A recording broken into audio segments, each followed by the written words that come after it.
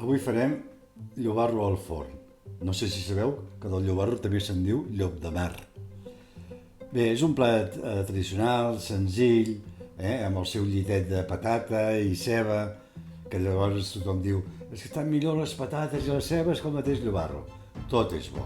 Es pot menjar com a plat únic, perquè ja tens la patata i la ceba, i si no, doncs amb una amanida al davant. Jo tinc dos llobarros individuals, fan uns gairebé 400 grams cada un. Posaré 3 cebes mitjanetes i un parell de patates també mitjanetes. Ho aromatitzaré amb farigola i un parell de fulles de llorer, uns 3 grans d'all, pebre negre, sal i pebre blanc, un gotet de vi blanc, en aquest cas jo he hagut de posar cava perquè no tenia vi blanc, coses del confinament, i oli d'oliva. He tallat les patates i les cebes amb la mandolina, més o menys mig centímetre, una mica més finet, i les patates les he salat i pebrat. He tallat també l'all a làmines i ara ja les vaig a posar en la safata, que hi he posat un rajolinet d'oli.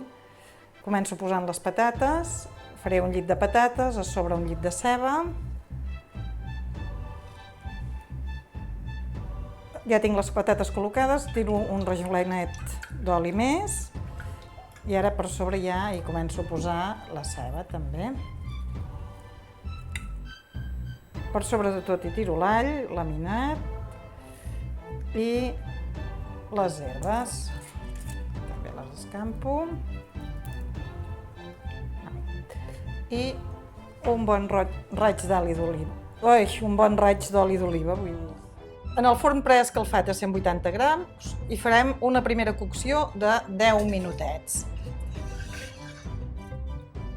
Passats els 10 minuts, ara hi tiro el got de vi i ho deixaré coure 5 minuts més. Després dels 15 minuts de cocció, ara ja hi vaig a posar el peix, el salo i el pebro amb pebre blanc.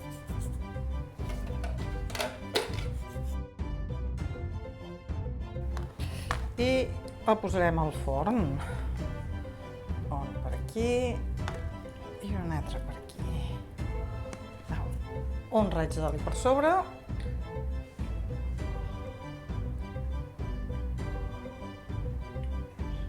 Ara el posaré 10 minuts, els hi donaré la volta i llavors, en funció de com estiguin, 5 minuts o 10 minuts més.